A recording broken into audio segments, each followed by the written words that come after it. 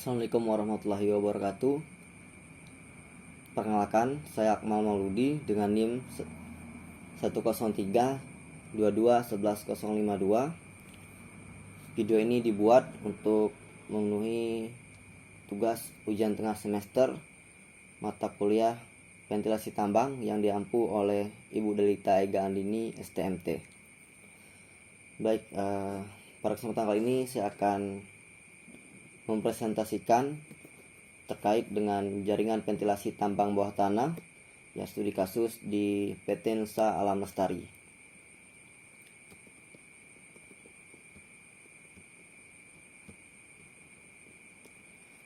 Baik, apa itu ventilasi tambang?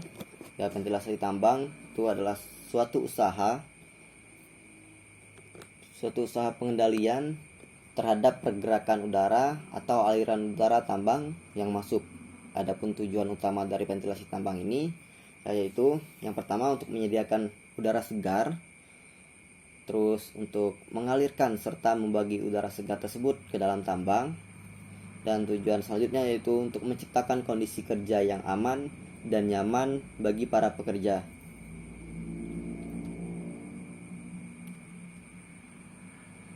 Kemudian jaringan ventilasi, apa itu jaringan ventilasi? Jaringan ventilasi sendiri merupakan bagian utama dari sistem ventilasi tambang. Ya, hal ini sangat berpengaruh untuk memindahkan udara segar di jalan bawah tanah untuk menjaga keselamatan tambang bawah tanah menurut D. Yang dan kawan-kawan 2008.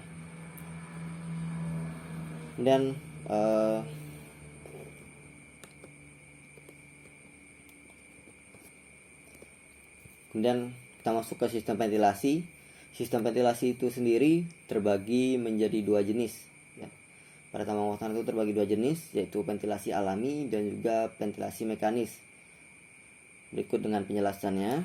Ventilasi alami itu metode pemanfaatan ventilasi yang terjadi secara alami dan diakibatkan oleh adanya bobot isi udara dan perbedaan nilai temperatur atau pada dua titik yang saling memiliki hubungan menurut Irwandi tahun 2014.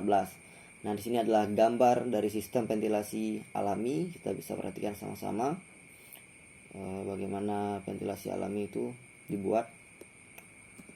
Kemudian yang kedua yaitu ventilasi mekanis. Nah, ini merupakan metode di mana ventilasi mekanis atau mechanical ventilasi ini menggunakan alat mekanis untuk menghasilkan perbedaan tekanan udara hingga bisa mengalir menuju front penambangan. Penyebab dari perbedaan tekanan udara ini bisa dipengaruhi oleh alat mekanis, yaitu berupa blower yang berfungsi untuk mengatur perputaran udara di dalam tambang sehingga kebutuhan udara bisa terpenuhi menurut Asmundar tahun 2018. Nah, kemudian berdasarkan cara menimbulkan udaranya serta letak mesinnya, ventilasi mekanis ini bisa kita bedakan menjadi beberapa metode, yaitu sistem hembus dan juga sistem hisap.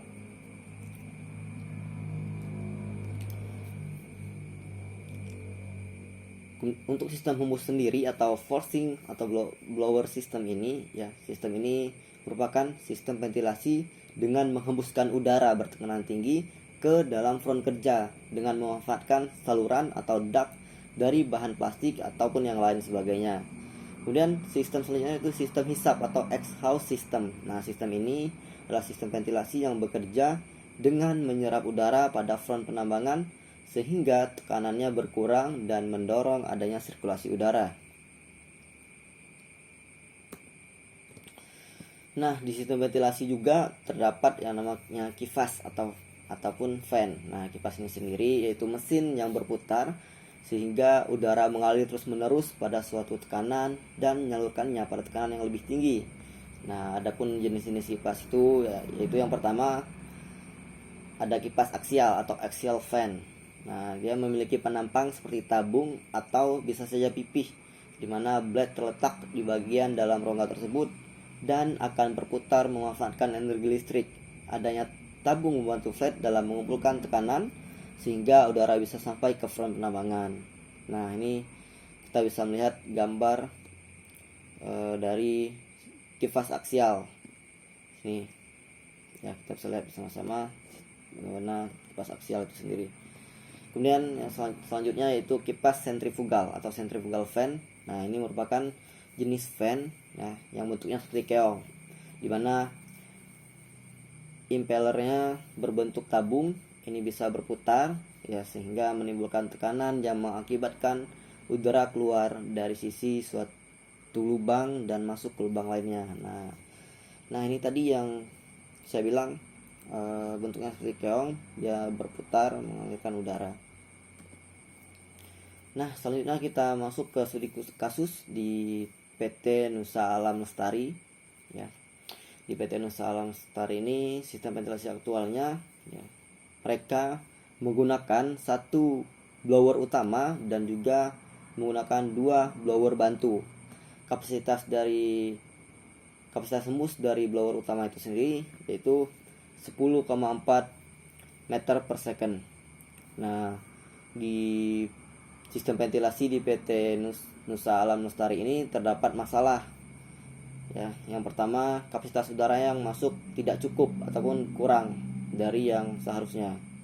Kemudian masalah selanjutnya yaitu temperaturnya yang tinggi, mencapai 30 derajat Celcius. Nah, ini sudah di atas batas aman ya. Yang batas amannya berkisar di antara 18 sampai 24 derajat Celcius. Kemudian masalah yang selanjutnya yaitu kelembapan rata-rata yaitu 70%.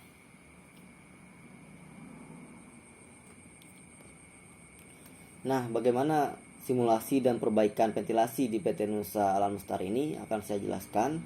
Ya, mereka menggunakan perangkat lunak Pensim Visual 5.2 ya untuk mensimulasikannya. Kemudian didapatkanlah rekomendasi perbaikan ya untuk sistem ventilasi yang ada di PT Nusa Alam Lestari ini. Yang pertama yaitu menggunakan blower utama dengan kapasitas 12,6 meter kubik per second. Nah, jadi rekomendasinya mereka menambahkan kapasitas pada blower utamanya yang awalnya di 10,4 ditingkatkan menjadi 12,6 meter kubik per second. Nah, kemudian untuk rekomendasi yang kedua yaitu menambah 3 blower bantu berkapasitas 5,8 meter kubik per second. Nah, di mana awalnya ini blower bantunya hanya 2. Nah, ditambah lagi 3 blower jadi 5 blower yang kapasitasnya yaitu 5,8 meter kubik per second. Kemudian rekomendasi yang selanjutnya yaitu menutup jalur ventilasi yang tidak aktif. Nah, ini tujuannya untuk mengurangi kebocoran udara. Jadi yang ventilasi yang sudah tidak aktif ditutup sehingga tidak terjadi kebocoran udara.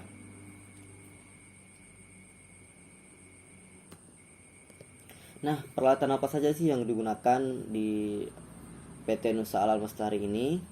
Ya, peralatan-peralatan yang digunakan yaitu fan dan juga blower. Yang pertama itu main fan atau general fan ya. General fan ini digunakan tentu untuk mengalirkan udara segar ya. Kalau di PT ini yaitu blower tadi dengan jumlah yang tadi sudah saya jelaskan sebelumnya. Terdapat 2 yaitu blower utama dan juga blower bantu. Kemudian ada auxiliary fan atau booster fan. Nah, ini lebih ke blower bantu. Nah, dia membantu distribusi udara ke lokasi kerja yang lebih dalam. Kemudian ada ducting dan ventilation doors.